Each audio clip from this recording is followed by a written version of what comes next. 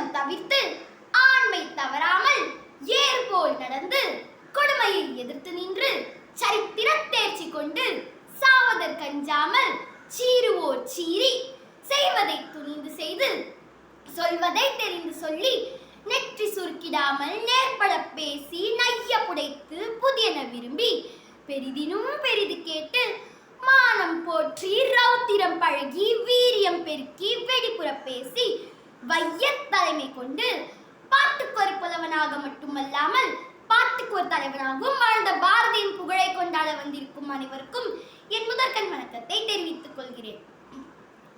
20ஆம் நூற்றாண்டுகளில் தலை சிறந்த கவிஞர்கள் பலர் இருக்கையில் பாட்டுக்கொரு புலவன் பாரதி என்பதன் காரணம் என்ன? Pen is mightier than sword என்று ஆங்கிலத்தில் சொல்வார்கள். நம்மை பொறுத்தவரை தமிழில் 1000 எழுத்து ஒன்றுதான். ஆனால் பாரதிக்கோ தான் பயன்படுத்தும் ஒவ்வொரு எழுத்தும் 1000 எழுத்து. பாரலைத்தையும் தன் பாவினால் அதிர வைத்தது பாரதி என்னும் மந்திர சொல். மந்திரங்கள் கூட உச்சரித்தால் தான் பயன் தரும். ஆனால் பாரதி என்பதை நினைத்தாலே நினைத்த மாத்திரத்தில் நினைத்தவர் நெஞ்செல்லாம் வீரம் கொள்ளும்.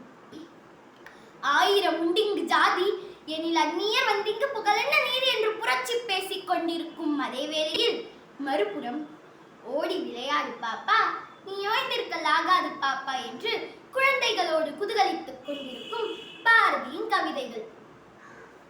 பட்டங்கள் ஆழ்வதும் சட்டங்கள் செய்வதும் பாறை நீர் பெண்கள் நடத்த வந்தோம், இட்டும் அறிவே நீர் ஆணுக்கிங்கே பெண் இளப்பிள்ளைக்கான் என்று மண்ணுரிமை போரோடு பெண் உரிமையும் பேசியவர் பாரதியார்.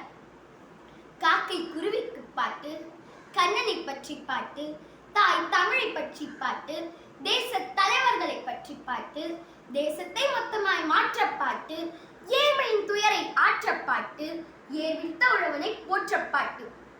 அப்பப்பா அப்பப்பா எத்தனையோ பாட்டு, தித்திக்கும் நம் செவிகள் அத்தனையும் கேட்டு. பாரதியின் பல்வகை பாடல்களை பாராட்டும் இவ்வேளையில் அவரது தொலைநோக்கு பார்வை கூர்நோக்காமல் சென்று விட முடியாது. பூமியிலிருந்து சந்திரனுக்கு முதலில் செயற்கைக்கோள் அனுப்பிய ஆண்டு 1966. ஆனால் 1900களிலேயே வானை அளப்போம், கடல் மீனை அளப்போம், சந்திர மண்டலத்தில் கண்டு தெளிவோம் என்று கூறியுள்ளார். அறிவியல் சாத்திரங்களில் மட்டுமல்ல, தனது வாழ்க்கையிலும் சாகா வரத்தினை அறிந்திருந்தார் அவர்.